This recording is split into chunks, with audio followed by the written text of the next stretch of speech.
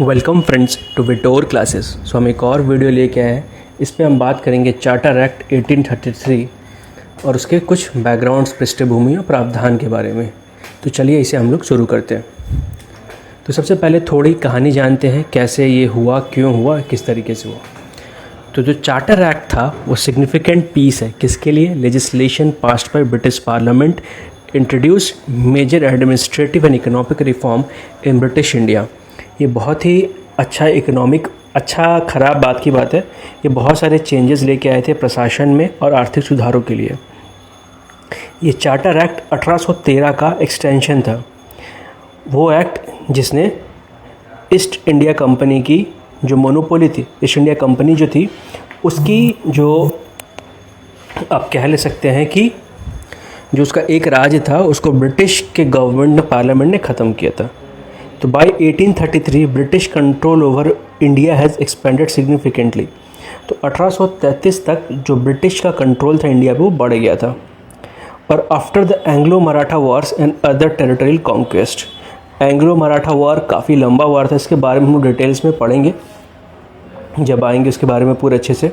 और ये क्या हुआ था कि बहुत ही ज़्यादा ब्रिटिश ये वॉर्स जीत चुके थे। तो जीतने के बाद इनका जो कॉन्क्वेस्ट था या जो काफ़ी विजय के कारण जो क्षेत्र था ये बहुत बढ़ गया था आगे।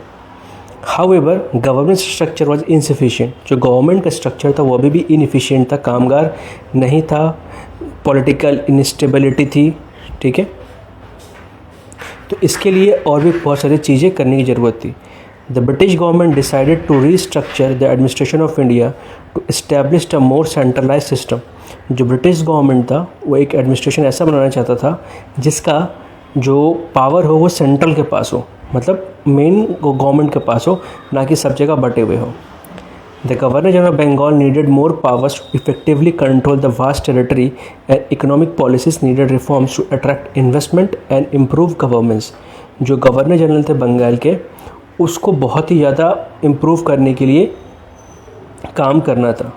जैसे कि तो इन सब इश्यूज़ को ठीक करने के लिए जो चार्टर एक्ट था 1833 का उसको लाया गया था। अब इसके बारे में पढ़ेंगे वो क्या क्या था और उसके इम्पैक्ट क्या क्या थे। तो की प्रोविज़न पढ़ेंगे पहले। सबसे पहले क्या है? End of East India company's commercial role. जो ईस्ट इंडिया कंपनी का कमर्शियल रोल था वो पूरा ही ख़त्म कर दिया था। The East India company ceased to be commercial body and became solely an administrative entity. तो ईस्ट इंडिया कंपनी उसे बिजनेस के लिए आई थी, वो बिजनेस से हटके सिर्फ प्रशासनिक काम कर रही थी। The act ended the companies trading operation and made it an agent of British government in ruling India. तो ये एक्ट क्या किया था? जो कंपनी का ट्रेडिंग ऑपरेशन था, जितना बिजनेस है सबको बंद करके ब्रिटिश गवर्नमेंट का एजेंट बना दिया था। बिजनेस चल रहे थे, ऐसे नहीं कि चल नहीं रहे थे, बट वो डायरेक्ट गवर्नमेंट चला रही थी। अब गवर्नर जनरल ऑफ इंडिया के बारे में बात करेंगे। तो governor general of Bengal was redesignated as the governor general of India. जो गवर्नर जनरल बंगाल के थे अब उनको गवर्नर जनरल कौन बना दिया गया? इंडिया का बना दिया गया। तो मैं आपसे एक रिक्वेस्ट करूंगा कि जो भी ये वीडियोस को देख रहे हैं प्लीज़ इसके पहले के वीडियोस को भी जाके देखें, तो आपको कनेक्टिविटी बहुत ज़्यादा अच्छे से मिलेगी। अब लॉर्ड विलियम वेंटिक जो थे वो पहले गवर्नर जनरल ऑफ इंडिया बने इस एक्ट के द्वारा।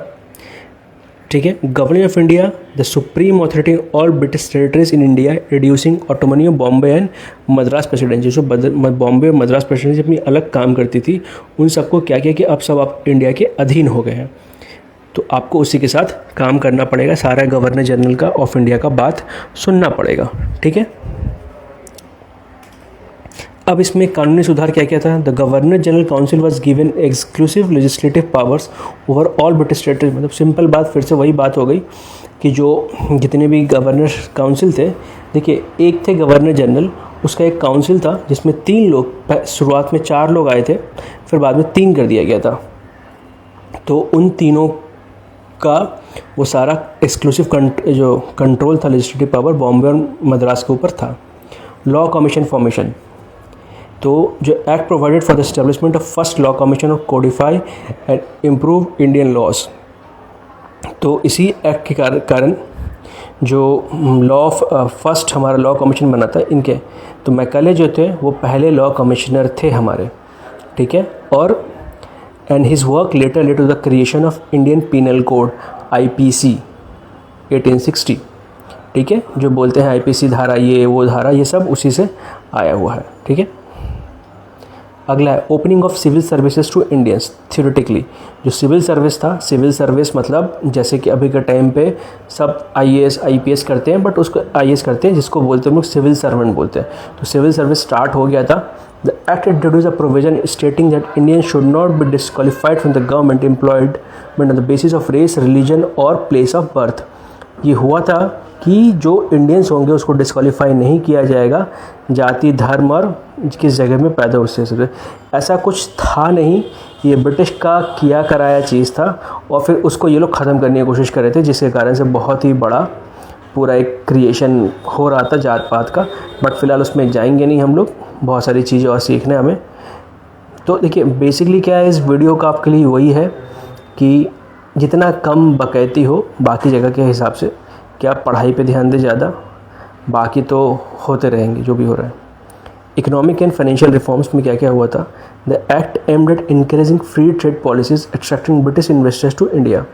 कि जैसे देखिए कहीं पे भी अगर आप पैसा लगा रहे हैं, अगर आपको फ्री में ट्रेड करने मिल रहा है, आपको टैक्स नहीं देना पड़ रहा है या कुछ और, तो आप ज़्यादा इच्छुक होंगे जाने के लिए। तो इसीलिए आप देखते हो कि बहुत में इंडिया में बहुत सारा शोज़, बॉलीवुड शोज़ या बाहर के और भी बड़े बड़े शो सब दुबई में क्यों होते हैं, क्योंकि दुबई टैक्स फ्री है बाहर के लोगों के लिए, जो भी जाते हैं वो पैसा बस खर्च, आप जो कमाना है कमाइए। क्योंकि अगर आप कुछ बिज़नेस सेटअप करिएगा वहाँ पे तो ऑटोमेटिकली जो वहाँ के लोग होंगे उनको बेनिफिट तो होगा ही। जैसे फॉर एग्जांपल अभी के टाइम पे यूपी को आप देख लो, काशी हो गया, काशी विश्वनाथ हो गया, अयोध्या टेम्पल हो गया और कुंभ हो गया, इतने इतने लोग जा रहे हैं, ये लोग कुछ ना कुछ तो पैसे खर्च करेंगे ही, तो बिज़नेस कितना बढ़ेगा। अब कौन लोग वहाँ दुकान लगा रहे, चलिए बाहर के 20% होंगे बट 80% तो वहीं के होंगे। तो इस तरीके से काम होता है। ठीक है, अब इसमें आया था कि इसका इम्पैक्ट क्या क्या पड़ा।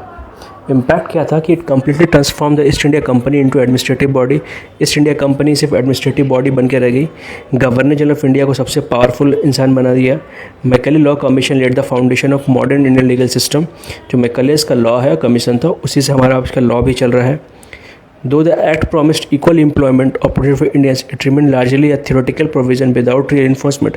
ये बात बस बोला गया था, ये सिंपल यही था कि ये पॉलिसी था ब्रिटिश का कि आप इन सब बातें को कह के इंडियंस को अपने में डिवाइड कर दो, लेकिन काम इंडियंस को नहीं मिल रहा था। ठीक है, the act led the foundation for economic liberalisation. तो इकोनॉमिक का जो लिबरलाइजेशन था, मतलब इकोनॉमिक का जो उदारीकरण था, बेसिकली यही मतलब हुआ कि अब इकोनॉमिक कोई भी आके बिजनेस कर सकता था, उसके लिए छूट थी।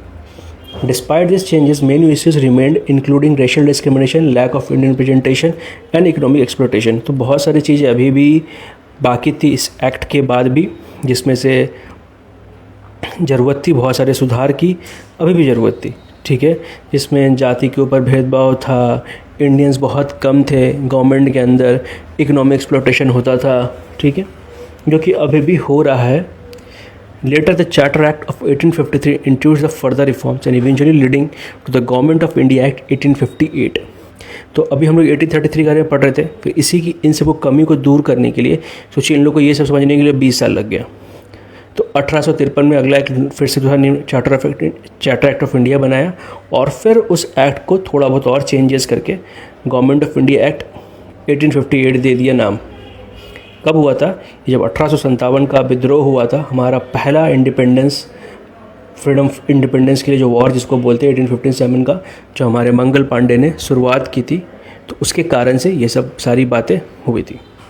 ठीक है, तो अच्छा लगा आपको वीडियो तो please like, comment, share and subscribe. देखने के लिए thank you and all the best for your exams friends. Thank you for watching and please like, comment, share and subscribe, इसकी हमें बहुत ज़रूरत है। Thank you for watching.